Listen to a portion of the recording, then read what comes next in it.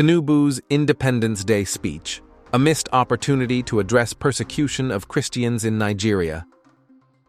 On Nigeria's 65th Independence Day, President Bola Ahmed Tinubu delivered a speech that aimed to inspire hope and unity while addressing the nation's pressing security challenges. However, the speech has sparked significant criticism for its selective focus, particularly for singling out the indigenous people of Biafra, IPOB, while conspicuously ignoring the targeted murder of Christians by Islamic terror groups in northern Nigeria. This omission, coupled with an overly optimistic portrayal of security gains, raises serious questions about the administration's priorities and its commitment to addressing the complex ethno-religious dynamics fueling violence across the country.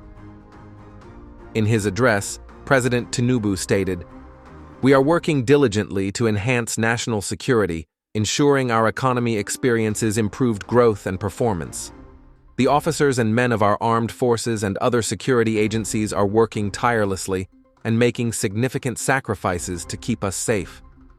They are winning the war against terrorism, banditry, and other violent crimes.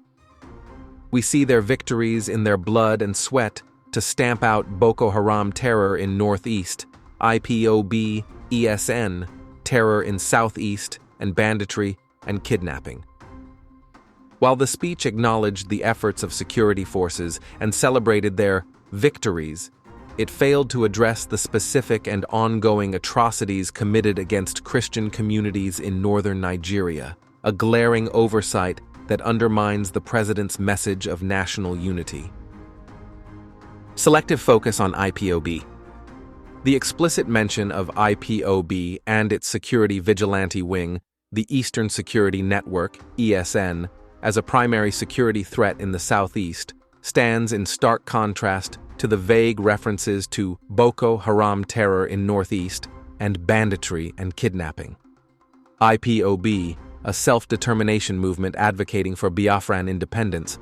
However, its impact is geographically limited and pales in comparison to the widespread devastation caused by jihadist groups like Boko Haram, the Islamic State West Africa Province, ISWAP, and armed Fulani militias in northern Nigeria.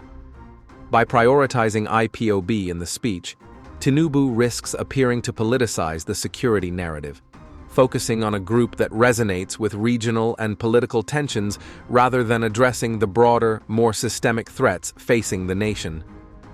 Ignoring the plight of Christians in the North. The most glaring omission in Tinubu's speech is the failure to acknowledge the targeted violence against Christians in northern Nigeria, where groups like Boko Haram, ISWAP, and Fulani militias have wreaked havoc for over a decade. According to reports from organizations like Open Doors and the International Society for Civil Liberties and Rule of Law, Inter-Society, over 4,000 Christians were killed in 2024 alone, with thousands more kidnapped or displaced in states like Borno, Plateau, Benue, and Kaduna. These attacks often target churches, Christian villages, and clergy, reflecting a clear religious dimension to the violence.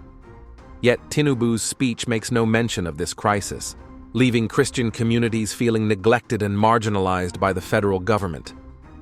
For example, in Plateau State, recent reports indicate that 153 Christians were killed in attacks on villages between June and September 2025, with little evidence of effective military intervention.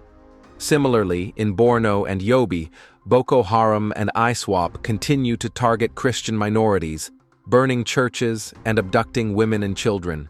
The speeches claim that peace has returned to hundreds of our liberated communities in Northwest and Northeast is particularly contentious, as it contradicts the lived reality of many northern Christians who continue to face existential threats. By failing to address this violence explicitly, Tinubu missed a critical opportunity to reassure vulnerable populations and demonstrate a commitment to equitable security policies. The selective focus on IPOB while downplaying the religious persecution of Christians raises questions about the administration's priorities.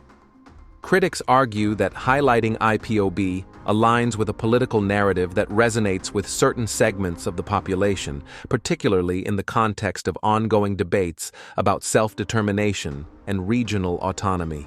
In contrast, addressing the violence perpetrated by Islamic terror groups requires confronting complex ethno-religious dynamics, including the role of Fulani militias and the government's perceived inaction in protecting minority communities.